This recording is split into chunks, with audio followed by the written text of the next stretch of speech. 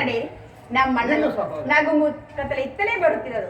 ರಾಜ್ಯಸಭೆಯಲ್ಲಿ ಸಮಾಚಾರವೇನೆಂದು ಕೇಳೋಣವೇ? ಶಾಂತರಾಗಿರಿ ಅಣ್ಣ.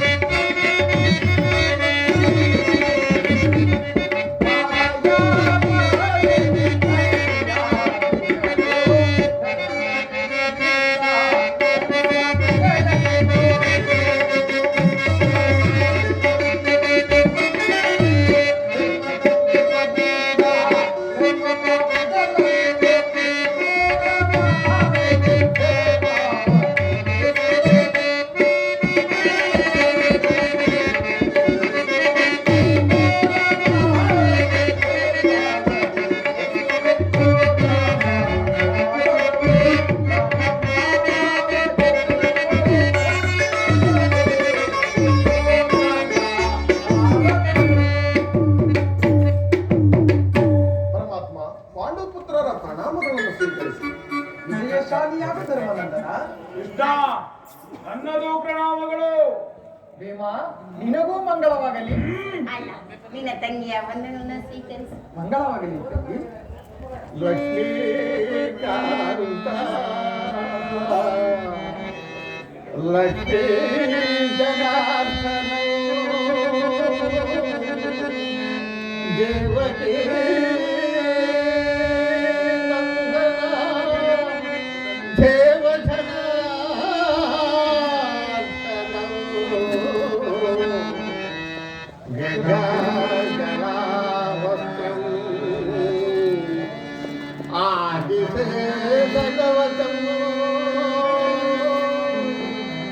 ಗಂಗಾಧರ ತೀರ ಸಾಗರ ಆನಂದಮಯ ಲೀಲಾ ಜಾಲ ಆನಂದಮಯ ಶ್ರೀಧರಿ ಲಕ್ಷ್ಮೀ ನಾರಾಯಣ ವರ್ಣರಂಜಿತ ಆನಂದಮಯ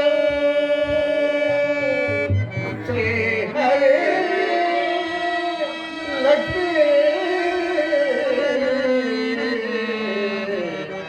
ಪಾಂಚಾಲಿ ಪಾಂಚಚಂದರು ಪಾದ ಪದ್ಮಂಗಳಡಿಗಳಿಗೆ ನಮಾಮಿ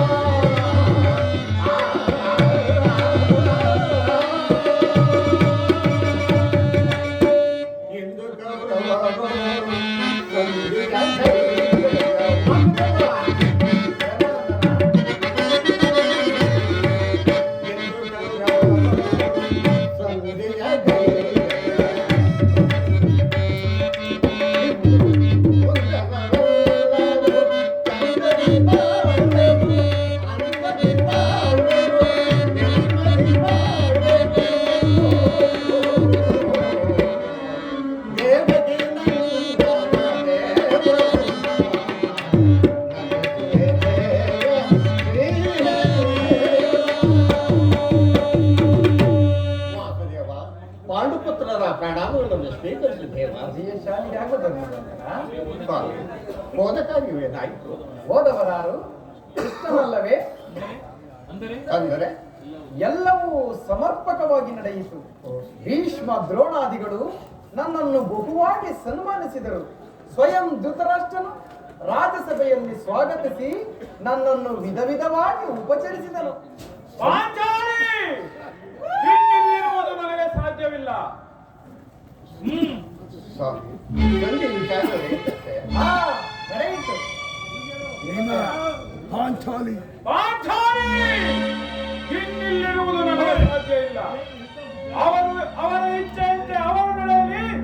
ನಾನು ಮಾಡುವೆನು. ಸ್ವಲ್ಪ ತಡೆ, ನಮ್ಮಣ್ಣನ ಮಾತು ಮುಗಿಯಲಿ. ನಿಮ್ಮಣ್ಣನ ಮಾತು ಮುಗಿಯುವುದರಲ್ಲಿ ನನ್ನ ತಾಳ್ಮೆಯು ಮುಗಿಯುವುದು. ಎಲ್ಲವೂ ತಕ್ಕ ರೀತಿಯಲ್ಲಿ ನಾನು ನಿರೀಕ್ಷಿಸಿದಂತೆಯೇ ನಡೆಯಿತು. ನಾನಿನ್ನು ತಡೆಯಲಾರೆ ರುಕ್ಮಿಣೀಪತಿ. ಈ ಸಮಸ್ಯೆ ಮಾತುಗಳು ನನಗೆ ಬೇಡ. ಅಗ್ರಜನ ಅಪೇಕ್ಷೆಯಂತೆ 5 ಗ್ರಾಮಗಳಿಗೆ ಸಂಧಿಯಾಯಿತೆ. ಭೀಮಸೇನ, ನಾನು ಓದುವುದು ಅದಕ್ಕಾಗಿಯೇ ಅಲ್ಲವೇ? ಕೃಷ್ಣ ಕೃಷ್ಣ ಕೃಷ್ಣ, ಈಗ ನಿನ್ನ ಹನುಮನವು ತಿಳಿಯಿತು. ಅಜ್ಞಾತವಾಸದ ನೆಪದಲ್ಲಿ ಅರ್ಜುನನು ಬಳೆ ತೊಟ್ಟನು. ಈ ಸಂಧಿಯ ನೆಪದಲ್ಲಿ ನಮ್ಮೆಲ್ಲರಿಗೂ ಬಳೆ ತೊಡಿಸಲು ಅವಳಿಸುತ್ತಿರುವೆಯಾ? ಯಾದವಾಗ್ರಣಿ, ಪಾಂಡು ಪುತ್ರನ ಮೇಲೆ ನಿನಗಿಷ್ಟೊಂದು ಆಕ್ರೋಶ ಬೇಕೆ? ಭೀಮಸೇನ, ನಿನಗಿಷ್ಟೊಂದು ಅಸಹನೆ ಏಕೆ? ನಾನು ಹೇಳುವುದನ್ನು ಪೂರ್ಣವಾಗಿ ಕೇಳಯ್ಯ. ಇದು ನಿನಗೆ ಹೆಚ್ಚಿಗೆ ಸಂಬಂಧಿಸಿದೆ ಎಂದು ನಾನು ಮೊದಲೇ ಹೇಳಲಿಲ್ಲವೇ? ಈ ಸ್ವಾಭಿಮಾನ ಶೂನ್ಯವಾದ ಸಂಧಾನದೊಡನೆ ಈ ಪ್ರಚಂಡ ಭೀಮನಿಗದೆಂತಹ ಸಂಬಂಧವಯ್ಯ? ಇರುವುದು, ಅತ್ಯಂತ ನಿಕಟವಾದ ಸಂಬಂಧವಿರುವುದು. ಧರ್ಮನಂದನ, ಪರಮಾತ್ಮ ರಾಜಸಭೆಯಲ್ಲಿ ಪರಮಾತ್ಮ, ಈ ಸಂದೇಶಕ್ಕೆ ನಮಗಿಂದು ಉಳಿದು ಒಂದೇ ರಾಜಸಭೆಯಲ್ಲಿ ನಿಮ್ಮ ಸಂದೇಶವನ್ನು ತಿಳಿಸಿದೆನು. ಅವರು ಎಲ್ಲರೂ ಒಪ್ಪಿದರು. ಯಾರು ಒಪ್ಪಿದರು ಅಣ್ಣ? ಭೀಷ್ಮ, ದ್ರೋಣ, ಧೃತರಾಷ್ಟ್ರನೇ ಮುಂತಾದವರು. ಮುಂದೇನಾಯಿತು? ಆ ದುರ್ಯೋಧನ ಹಾ, ಅವನು ಸಹ ಇನ್ನು ನನ್ನ ಇಲ್ಲಿ ಕೆಲಸವಿಲ್ಲ. ಈ ದುರ್ವಾರ್ತೆಯನ್ನು ಕೇಳಬೇಕೆಂಬುದು ನಿನ್ನ ಇಚ್ಛೆ ಆಯಿತು, ಅದನ್ನು ಸಾಧಿಸಿದೆ. ಸಹೋದರರೇ, ಈ ನಿಮ್ಮ ಅಪೌರುಷದ ವರ್ತನೆಯ ಪುರಸ್ಕಾರವು ನಿಮಗೆ ಇರಲಿ.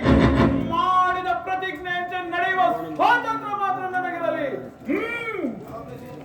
ಯಾಜ್ಞಸೇನಿ, ನೀನು ನಿರಾಶನಾಗಬೇಡ. ಈ ಭೀಮನು ಬದುಕಿದ್ದರೆ ನಿನ್ನ ಸೇಡನ್ನು ತೀರಿಸಿಯೇ ತೀರಿಸುವನು. ಭೀಮಸೇನ, ನೀನು ನಿಜವಾಗಿಯೂ ಹಿಡಿಂಬಾಪತಿಯೇ ಹೌದು. ಇಷ್ಟೊಂದು ಕೋಪವಿಲ್ಲದಿದ್ದರೆ ಆ ರಕ್ಕಸಿಯನ್ನು ಕಾಳುವುದಾದರೂ ಹೇಗೆ ಸಾಧ್ಯ? ಸ್ವಲ್ಪ ಸಮಾಧಾನವನ್ನು ತಂದುಕೊಂಡು ನನ್ನ ಮಾತನ್ನು ಪೂರ್ಣವಾಗಿ ಕೇಳಯ್ಯ. ಇದು ನಿನಗೆ ಹೆಚ್ಚಿಗೆ ಸಂಬಂಧಿಸಿದೆ ಎಂದು ನಾನು ಮೊದಲೇ ಹೇಳಲಿಲ್ಲವೇ? ಕೃಷ್ಣ, ಸುಮ್ಮನೆ ನನ್ನನ್ನು ಕಾಣಬೇಡ. ಈ ಸಂಧಿಯ ಸುದ್ದಿಯು ನನ್ನ ಒಪ್ಪದು. ಒಪ್ಪುವ ವಿಚಾರವೂ ಹೊಂದಿರುವುದು. ಆ ದುರ್ಯೋಧನ ನಿನಗೊಂದು ಸಂದೇಶವನ್ನು ಕಳುಹಿಸಿರುವನಯ್ಯ. ದುರ್ಯೋಧನನ ಸಂದೇಶ? ಆ ಕುನ್ನಿ ದುರ್ಯೋಧನನ ಸಂದೇಶ? ಹಾಗಾದರೆ ಅದರ ವಿಚಾರವು ಸಂಧಿಯಲ್ಲ. ಕೃಷ್ಣ, ಏನು?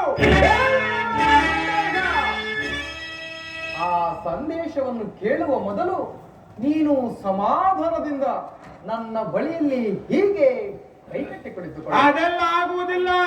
ನಿಂತಿದ್ದಂತೆ ಹೇಳಿಬಿಡು. ನೀನು ಕುಳಿತುಕೊಳ್ಳದ ಹೊರತು ನಾನು ಆ ಸಂದೇಶವನ್ನು ತಿಳಿಸುವುದಿಲ್ಲ. ಅದು ಆಗಲಿ. ಈಗಲಾದರೂ ಹೇಳು ಆ ಸಂದೇಶ. ಹರಿಯಾಸ್ಯವಲ್ಲ ಭೀಮಸೇನ, ನಿನ್ನನ್ನು ಕಂಡರೆ ನನಗಷ್ಟೊಂದು ಭಯವಾಗುವುದು. ನನ್ನ ಬಳಿಯಲ್ಲಿ ಹೀಗೆ ಕೈಕಟ್ಟಿ ಕುಳಿತುಕೋ, ಆಗ ನಿನಗೆ ಪ್ರಿಯವಾದ ಸಂದೇಶವನ್ನು ತಿಳಿಸುವೆ. ಅದು ಅದು ಆಗಲಿ. ಹೇಳು, ಏನು ಸಂದೇಶ? ನೀನು ಕೋಪ ಮಾಡುವುದಿಲ್ಲವಷ್ಟೇ? ಅದು ಆಗಲಿ. ಅದು ಆಗಲಿ. ಹಾಗಾದರೆ ನೀನು ನನ್ನ ಬಂದಿ. ಕ್ಷಣಕಾಲ ಮಾತ್ರ. ಅರ್ಜುನ, ಕ್ಷಣಕಾಲ ಈ ಗದೆಯಲ್ಲಿ ಹಿಡಿದಿರು. ತಂಗಿ ಯಾಜ್ಞಸೇನಿ, ಪರಮಾತ್ಮ ಸಮೀಪಕ್ಕೆ ಬಾ. ನಾನು ಹೇಳಿದಂತೆ ಮಾಡಬೇಕು ಕಂಡೆಯ. ಅಣ್ಣ, ಎಂದಾದರೂ ನಿಮ್ಮ ಮಾತನ್ನು ಮೀರಿರುವೇನೆ? ಹಾಗಾದರೆ ತೆಗೆದುಕೋ ಈ ಹಗ್ಗವನ್ನು. ಇದು ನನಗೆ ಒಂದು ಕಡೆ ಪುರಸ್ಕಾರ ರೂಪವಾಗಿ ದೊರೆಯಿತು. ಈ ಹಗ್ಗದಿಂದ ನಿನ್ನ ಪತಿಯ ಕೈಗಳನ್ನು ಭದ್ರವಾಗಿ ಬಂಧಿಸು. ಅಣ್ಣ, ಇದೇನು ಪರಿಹಾಸ್ಯವೇ? ಪರಿಹಾಸ್ಯವಲ್ಲ ತಂಗಿ, ನೀನು ಶತ್ರುಗಳ ಎಡಮುಡಿಯನ್ನು ಬಿಡಿಸುವುದರಲ್ಲಿ ಪಂಡಿತೆಯಂತೆ ನಿನ್ನ ಗಂಡನ ಕೈಗಳನ್ನು ಕಟ್ಟಲು ಬರುವುದನ್ನು ನೋಡೋಣ. ಕೃಷ್ಣ, ಇಲ್ಲ, ಆ ಸಂದೇಶವನ್ನು ಕೇಳುವ ಇಚ್ಛೆ ಇದ್ದರೆ ಪಾಂಚಾಲಿ, ಕೃಷ್ಣನು ಹೇಳಿದಾಗ ನನ್ನ ಕೈಗಳನ್ನು ಬಂಧಿಸು. ಅಣ್ಣ, ಬಂಧಿಸಲೇ? ಬಂಧಿಸು ತಂಗಿ. ಪರಮಾತ್ಮ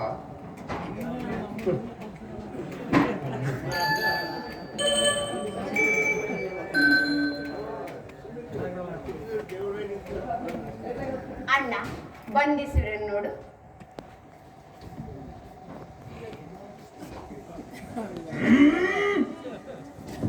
ಅಬ್ಬಾ, ಈಗ ನನಗೆ ಸಮಾಧಾನವಾಯಿತು.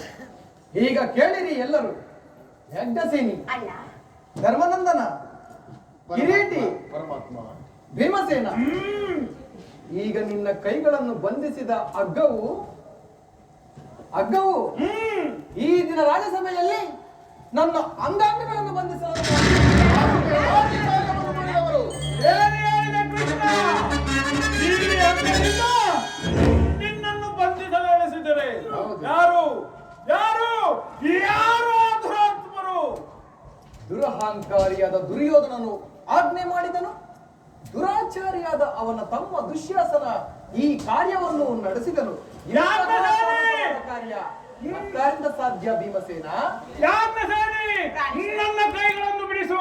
ಈ ನೀತ ಕೃತ್ಯದಿಂದ ದುರ್ಯೋಧನೆಯ ದುರಾಭಿಮಾನವು ಶಿಖರವನ್ನು ಮುಟ್ಟಿತು. ನಮ್ಮ ಪ್ರಿಯ ಬಂಧುವಾದ ಕೃಷ್ಣನನ್ನು, ಅಗ್ರಣಿಯನ್ನು, ಪಾಂಡವರ ರಾಯಭಾರಿಯನ್ನು, ಆ ಬುದ್ಧಿ ಕೌರವರನ್ನು ಈ ರೀತಿ ಅಪಮಾನಪಡಿಸಿದನೆ. ಅಗ್ರಜ,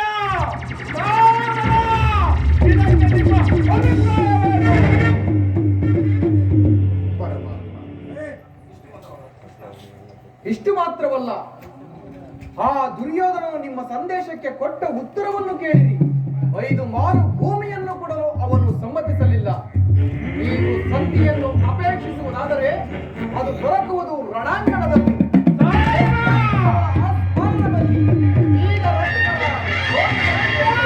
ಹಳೆಯ ನಿರ್ಧಾರವನ್ನು ತಿಳಿಸಿಬಿಟ್ಟ. ನೀನಾದರೂ ನನ್ನ ಕೈಗಳನ್ನು ಬಿಡಿಸು. ಅಗ್ರಜ, ಪರಮಾತ್ಮ ಈ ಸಂದೇಶಕ್ಕೆ ನಮಗಿನ್ನು ಉಳಿದಿರುವುದು ಒಂದೇ ಉತ್ತರ. ನಮ್ಮ ಪ್ರಯತ್ನಗಳೆಲ್ಲವನ್ನು ವಿಫಲವನ್ನಾಗಿ ಮಾಡಿ ಮುಂದೆ ಬಂದು ನಿಂತಿರುವುದಕ್ಕಿಂತ ಪರಮಾತ್ಮ ನಾವು ಯುದ್ಧವನ್ನು ಅಪೇಕ್ಷಿಸಲ್ಲವೆಂದು ನೀವು ತಿಳಿದಿರುವುದು.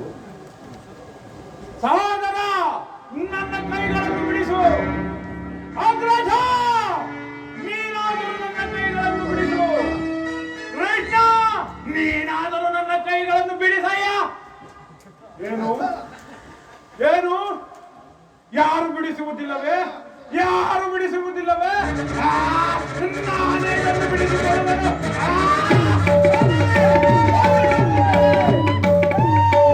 ಈಗ ಕೇಳಿ ಎಲ್ಲರೂ ನನ್ನ ಪ್ರತಿಜ್ಞೆಯನ್ನು.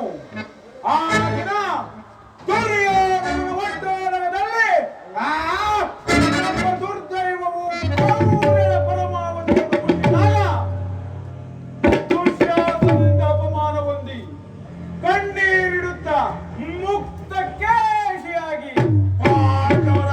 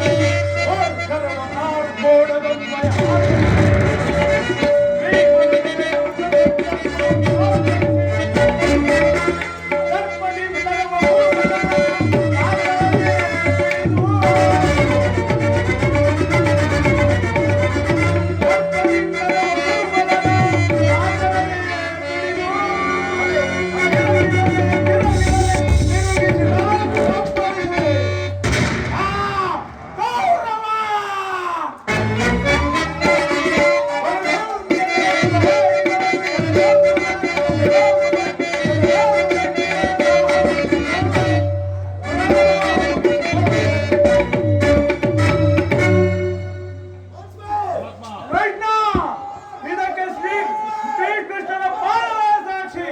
ಹರ ಮಹಾದೇವ್, ಹರ ಮಹಾದೇವ್, ಹರ ಮಹಾದೇವ್.